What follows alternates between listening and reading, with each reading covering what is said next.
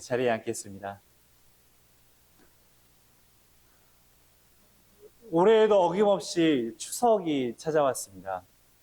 오랜만에 만나는 친인척들로 각 가정마다 웃음꽃이 피지요. 작년까지만 하여도 추석에 코로나의 영향이 강했던 것 같은데 올해부터는 코로나로부터도 한결은 자유로워진 것 같고요.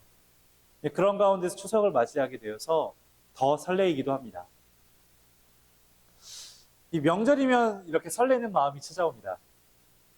개인적으로는 이 설도 있고 추석도 있지만 이 추석이 만국이 연근은 그런 가을이어서일까요? 더욱 풍성한 느낌이 들어 이런 설레임이 더 강한 것 같습니다. 이 오랜만에 마주하게 되는 친지들, 풍성한 과일들. 이 추석을 생각할 때면 늘 그런 풍성함과 설레임이 가득했던 것 같습니다. 그런데 명절이 그렇게 그리움과 반가움만 가져다 주는 것은 아닌가 봅니다. 제가 한 글을 보니 그 글의 제목이 이렇습니다. 네, 그 스크랩 해가지고 가져왔는데 제목을 제가 읽어볼게요. 이 명절 후 찾아오는 위기, 이혼 전문 변호사 상담받아야. 아니, 명절이 끝나면 가족끼리 화기애애한 게 아니라 오히려 가정에 위기를 가져다 준다니. 뭔가 우리가 생각하는 것과 다르지 않습니까? 그래서 제가 좀 이렇게 더 찾아봤어요. 실제로 무슨 일인가 하고 찾아봤더니, 네, 이렇게 설날과 추석이 지나면 실제로 이혼율이 굉장히 늘어나는데, 이 통계청이 발표한 혼인 이혼 통계에 따르면 코로나가 지금처럼 이렇게 확산하기 전에는 이 추석이나 설날, 이렇게 명절이 지나고 나면은 이혼율이 꾸준하게 증가를 한다고 합니다. 2018년 2월 달에 7,724건이던 게 이 3월에는 명절을 딱 세고 나서는 갑자기 9,117건으로 늘어나고요. 9월 달에도 이렇게 7,826건이던 게 이제 추석을 딱 지나고 나니까 10월 달에는 훌쩍 뛰어서 1,548건으로 증가를 하고요. 아니, 그렇다면 왜 코로나 때는 뺍니까? 라고 했더니 실제로 코로나 때는 명절에 서로 이렇게 이동을 잘 안 하지 않습니까? 그래서 명절이 지난다고 오히려 코로나 때 이혼율이 증가하지 않는 이런 해프닝까지 벌어졌다고 합니다. 실제로 다수의 이혼 사건을 해결해온 이재용 변호사가 이 CBS 노컷 뉴스와의 인터뷰를 행했는데 인터뷰의 내용이 이렇습니다. 실제 명절 직후에는 이혼 상담 건수가 평소보다 훨씬 더 많은데 명절 스트레스 또는 시댁 친정 간의 갈등 문제 등이 이혼을 결심하게 되는 큰 요인이 되기도 한다라고 하더라고요. 그러니까 뭔가 가족 간에 함께 모여서 행복하게 시간을 보내야 되는 이 명절이 오히려 가족 간의 갈등을 야기시켜 불화를 초래한다니 참 안타까운 이야기죠. 이 명절에 가족들이 모여서 서로 덕담을 나누고 이렇게만 하면 얼마나 좋겠습니까마는 실상은 서로 민감한 부분들을 마주하게 되는 또 자리이다 보니까 그동안 쌓여있던 개인적인 스트레스나 가족에 대한 원망들이 섞여서 이 심각한 다툼을 유발하기도 한다고 합니다. 이 뉴스를 보면서 제가 갑자기 막 가슴이 두근두근거리기 시작했습니다. 제가 지금 저희 아내가 저희 뒤에 있습니다. 저희 아내랑 갈등이 있어서 가슴이 두근거린 건 아니고요. 걱정 안 하셔도 됩니다.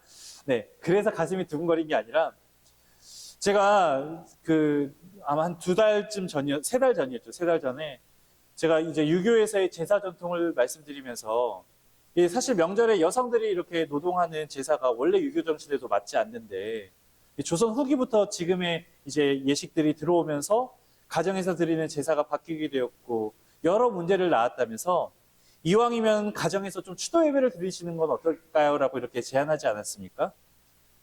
그런데 이게 혹시라도 그렇지 않아도 명절이면 가정에 위기가 온다는데 이것 때문에 가정에 또 다른 불화가 생기는 건 아닌지 막 걱정이 되는 거예요. 벌써부터 막 앞이 캄캄하더라고요. 온 동네 돌아다닐 때마다 저 사람이 그 여수한빛교회 임효선 목사라며 저 사람 때문에 지금 집집마다 이 제사 문제 드리지 말고 예배 드리라 해가지고 저 교회는 가정마다 분란 생겼다더라. 아니 이런 이야기를 들으면 제가 얼마나 마음이 불편하겠습니까?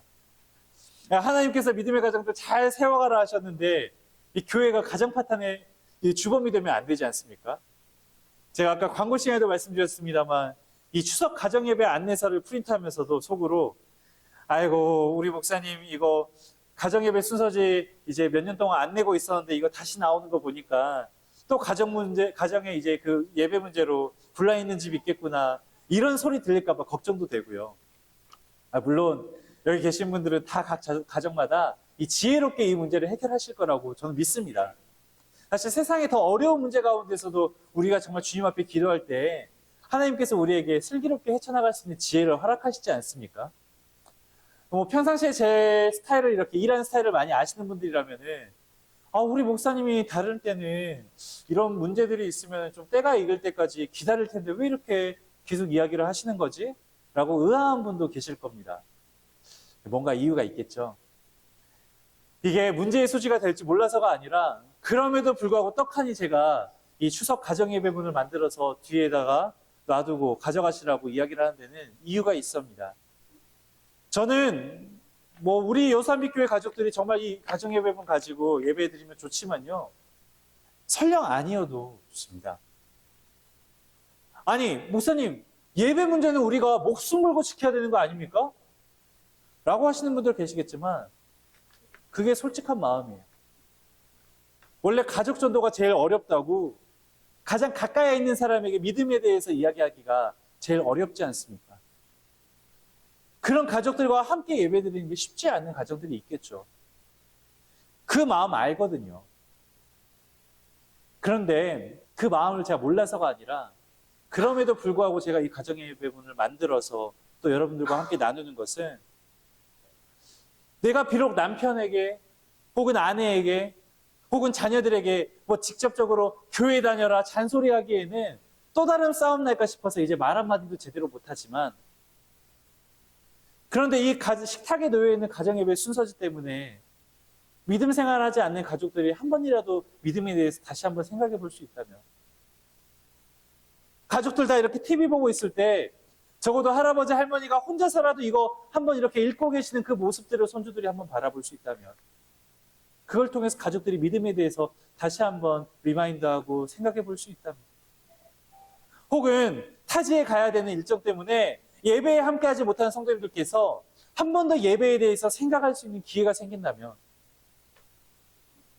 그리고 무엇보다 그렇게 해서라도 이 예배라는 것이 이 믿음이라는 것이 우리 가정을 떠나서는 안 되는 중요한 것이기 때문입니다. 오늘 본문 말씀을 보면은 그러한 예배가 그러한 신앙이 때로는 우리 가정에 혹은 공동체에 얼마나 큰 기회가 되는지를 잘 보여주는 본문입니다. 이 사무엘상 앞부분을 보면은 여러분들이 잘 아시는 것처럼 하나님께서 선택하셨던 첫 번째 왕, 이 사울이 등장을 합니다. 이 사울이 이스라엘의 초대 왕이 되죠. 그러나 얼마 못 가서 사울이 타락해서 하나님의 말씀을 가벼이 여기면서 이제 그 타락의 길로 가게 됩니다. 이 사울이 내가 이제 왕인데 하면서 이제 내가 왕이니 내 모든 것들을 내 마음대로 할 수 있다고 생각을 하는 거예요. 이 15절을 읽어보면은 15장을 읽어보면은 사울의 불순종이 굉장히 잘 드러나 있는데요. 제가 한번 읽어보겠습니다. 15장 22절과 23절 말씀입니다. 사무엘이 이르되 여호와께서 번제와 다른 제사를 그의 목소리로 청종하는 것을 좋아하심 같이 좋아하시겠나이까? 순종이 제사보다 낫고 듣는 것이 수량의 기름보다 나으니 이는 거역하는 것은 점치는 죄와 같고 완고한 것은 사신 우상에게 절하는 죄와 같음이라. 왕이 여호와의 말씀을 버렸으므로 여호와께서도 왕을 버려 왕이 되지 못하게 하셨나이다 하니. 사울이 처음에는 하나님께서 보시기에도 괜찮은 믿음의 청년이었어요. 그런 그가 이제 왕이 되니 다른 것들이 보이기 시작하는데요. 하나님 뜻보다는 내 생각대로 하게 되고 하나님 뜻보다는 국가를 운영하기 위해서 이게 좀 더 유도리가 있는 것 같고 지혜로운 것 같아요. 어떻게 이걸 말씀대로만 살아? 사실 이게 우리의 입에도 달려있는 말이 아니겠습니까? 하나님 뜻대로만 살면 세상에서 바보 취급하는 것 같고 뭔가 우둔한 것 같고 눈앞의 어려움을 피하지도 못하고 그냥 짚을 들고 불에 뛰어드는 것만 같고요. 세상은 우리에게 그런 두려움을 안겨줍니다. 그런데 여러분, 그렇게 자기가 똑똑하게 현명하게 내 멋대로 하나님의 뜻을 해석해서 나의 편한 대로 사용하였던 사울, 그러한 사울을 향한 성경의 평가가 무엇입니까? 이 15장 35절, 이 하반절입니다. 이 여호와께서는, 밑에 세 번째 줄이에요. 여호와께서는 사울을 이스라엘 왕으로 삼으신 것을 어떻게 하셨다고요? 후회하셨더라. 처음에는 사울이 하나님의 사람이었어요. 하나님도 사울과 동행하셨습니다. 심지어는 하나님의 영 성령이 그에게 내리기도 하였고요. 그리고 그가 이스라엘의 왕이 되어서 하나님의 종으로서 사역했습니다. 얼마나 큰 명예요, 축복입니까? 주님의 손과 발이 돼서 내가 하나님을 열심히 한번 해보겠습니다. 우리 모두가 꿈꾸는 일 아니겠어요? 그런데 그 명예로운 왕이라는 자리가 그에게 어느 순간부터 하나님에게 불순종하게 만드는데요. 사울은 하나님께 불순종함으로써 스스로 하나님과 관계없는 사람이 되어버렸습니다. 스스로 타락의 길을 선택한 것이죠. 남이 막 사울아 너 이러고 와야 돼 막 타락시킨 게 아니라 너 이렇게 지금 믿음 생활하면은 너 정말 죽여버릴 거야 막 이렇게 협박하고 겁박하는 게 아니라요. 스스로가 그렇게 선택을 하게 된 거예요. 결국 하나님께서 사울에게 사울 너 됐다 이렇게 먼저 버리신 게 아니라 사울이 하나님을 먼저 버렸다고요. 이제 더 이상 하나님께서 사울을 사용하실 수가 없는 거예요.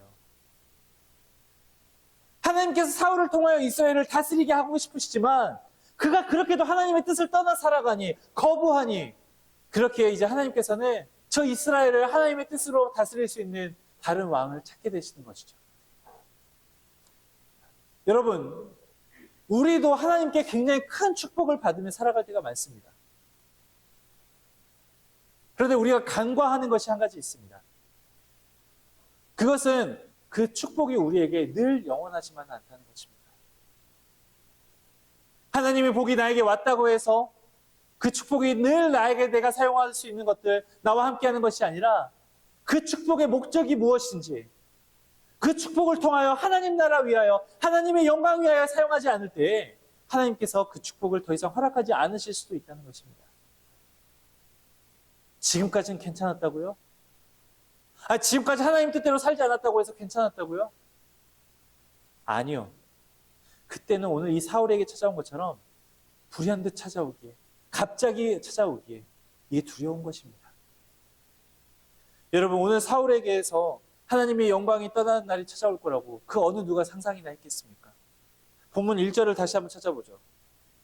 여호와께서 사무엘에게 이르시되 내가 이미 사울을 버려 이스라엘 왕이 되지 못하게 하였거늘 네가 그를 위하여 언제까지 슬퍼하겠느냐? 너는 뿔에 기름을 채워 가지고 가라. 내가 너를 베들레헴 사람 이새에게로 보내리니 이는 내가 그의 아들 중에서 한 왕을 보았느니라 하시는지라. 이제 하나님께서 이새의 아들 중 하나를 왕으로 보셨다는 겁니다.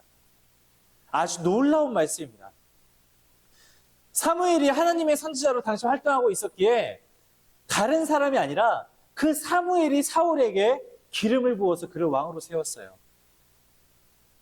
그런데 하나님께서 정말 가혹하시기도 하죠. 다른 사람도 아니고 사울을 왕으로 세운 그 사무엘에게 베들레헴으로 네가 직접 가서 이새의 아들 가운데 하나에게 다시 기름을 부어라 라고 명령하신 거예요. 왕이 부재 중인 게 아니라 사울 왕이 지금 여럿이 있는데도 불구하고 하나님께서 사무엘로 하여금 다시 다윗에게 기름 부어 왕으로 삼게 하는 것입니다. 그러자 사무엘이 그게 말이 됩니까 하면서 하나님에게 호소합니다. 2절과 3절입니다. 사무엘이 이르되 내가 어찌 갈 수 있으리이까? 이 사울이 들으면 나를 죽이리이다 하니 여호와께서 이르시되 너는 암송아지를 끌고 가서 말하기를 내가 여호와께 제사를 드리러 왔다 하고 예배를 드리러 왔다 하고 이새를 제사에 청하라.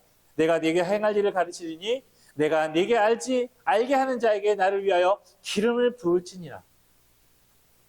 사무엘이 그냥 별뜻 없이 다니는 그런 선지자가 아니었어요. 국가적으로 정말 중요한 사람이었단 말이에요. 그런데 그 사무엘이 지금 이제 베들레헴으로 갔다는 소식을 접하게 되면은 사울 왕뿐만 아니라 온 사람들의 이목이 집중되지 않겠습니까? 혹시라도 사무엘이 다른 사람을 왕으로 세우려 하였던 소문이라도 나보십시오. 요즘 말로 하면 내란, 음모, 반역을 하는 게 아닌가라고 생각하면서 이 사울 왕이 자신을 죽이면 어떡합니까? 라는 거예요. 그런데 하나님께서 주신 답이 뭐냐면은 너가 베들레헴에 가서 예배를 드려라. 그리고 사람들에게 이 제사, 예배를 드리러 왔다고 하면서 이새를 초청하여라. 그 뒤에 일은 누가 지혜를 주신다고 하셨죠? 하나님께서 지혜를 주시겠다고. 베들레헴 사람들도 이런 위험성을 알아서일까요? 사실 중심에서 이스라엘 중심에서 벗어나 있는 이 베들레헴에 전 이스라엘을 이끄는 사무엘이 오니까 모두 두려움에 휩싸이게 됩니다. 4절 말씀입니다. 사무엘이 여호와의 말씀대로 베들레헴에 이르매 베들레헴에 왔어요. 성읍 장로들이 떨며 그를 영접하여 이르되 평강을 위하여 오시나이까. 그러니까 이게 무슨 말이냐면은 지금 사무엘이 오는 것을 본 베들레헴 사람들이 갑자기 두려운 거예요. 아, 우리 조용하고 평화로운 마을인데 갑자기 이런 사무엘 같은 거물급 인사가 오게 되니까 갑자기 이 조용하고 평화롭던 마을 뒤흔드는 무슨 소용돌이가 생기는 거 아니야? 하면서 막 겁에 쌓이게 되고 이제 두렵습니다. 이때 이 사무엘의 대답이 무엇입니까? 이르되 평강을 위함이니라. 내가 여호와께 제사하러 왔으니 스스로 성결하게 하고 와서 나와 함께 제사하자. 하고 이새와 그의 아들들을 성결하게 하고 제사에 청하니라. 사무엘이 무엇보다 예배하러 왔다는 것입니다. 너희와 같이 예배하러 왔다. 굉장히 기쁜 일이죠.